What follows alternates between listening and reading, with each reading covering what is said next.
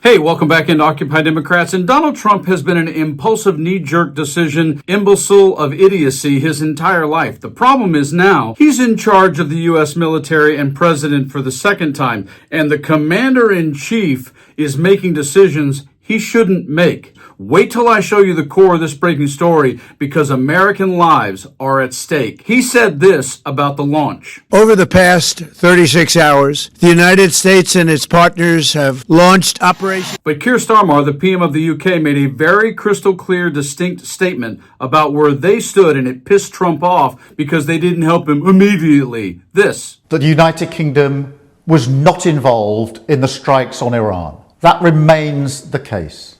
Over the last 2 days, Iran has launched sustained attacks across the region at countries who did not attack them. Yesterday, Iran hit a military base in Bahrain, narrowly missing British personnel. So Iran retaliates against anyone they can. No shock. Oh my God, oh my God, oh my God, oh my God.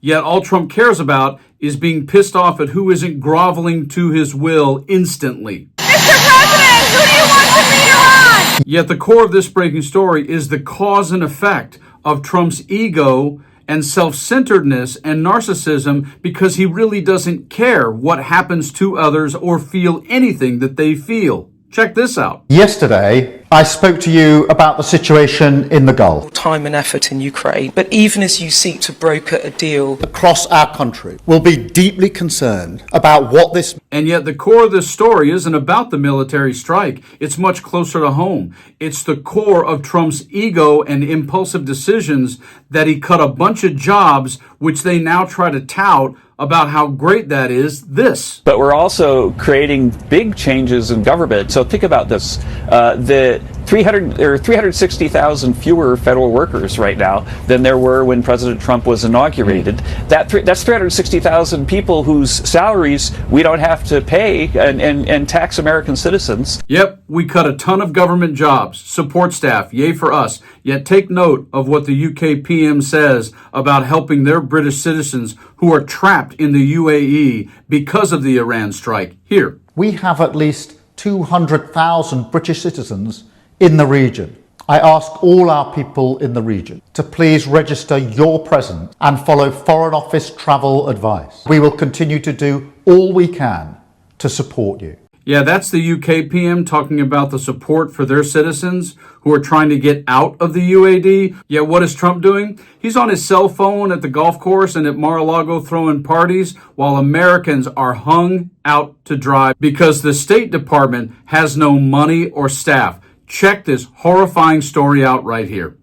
But, General, when you see Pete Hegseth, the defense secretary, saying that the strikes in Iran aren't going to spiral into something more protracted or bigger, he declares this is not Iraq, this is not endless. Do you have confidence in that? It seems to me that the purpose and mission have been shifting over the past few days and the past few weeks. Initially, it was to ensure that they could not continue to develop nuclear weapons.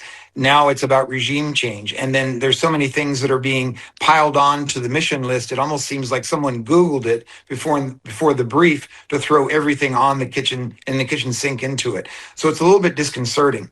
And in fact, one of the small things that does matter to tens of thousands of people here, as well as to their families, it's a little bit disheartening and a little bit envious to hear that the BBC has announced that the UK government is actually arranging transport for the British citizens to be able to extract them, whereas here for us as Americans, we feel abandoned.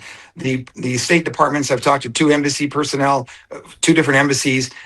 They are in survival mode, quite frankly, because as we know, the administration reduced their budgets by almost 1/2 over the past year. So this is a difficult situation for people who are not used to being in a combat situation. And that, of course, is, quite frankly, probably 99% of the travelers that are here. You see, there are consequences to impulsive, imbecile, idiotic decisions made when you're the president of the United States. And while Trump spends billions of dollars on security to play golf and go back to Mar-a-Lago every weekend like being the president is a part-time job, the reality is you cut all these jobs, which are minimal in terms of the national budget.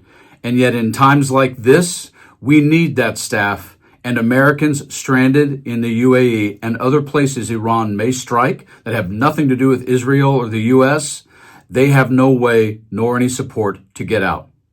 America first, right, Donnie? Yeah, not so much. You guys like and share the video and stay frosty.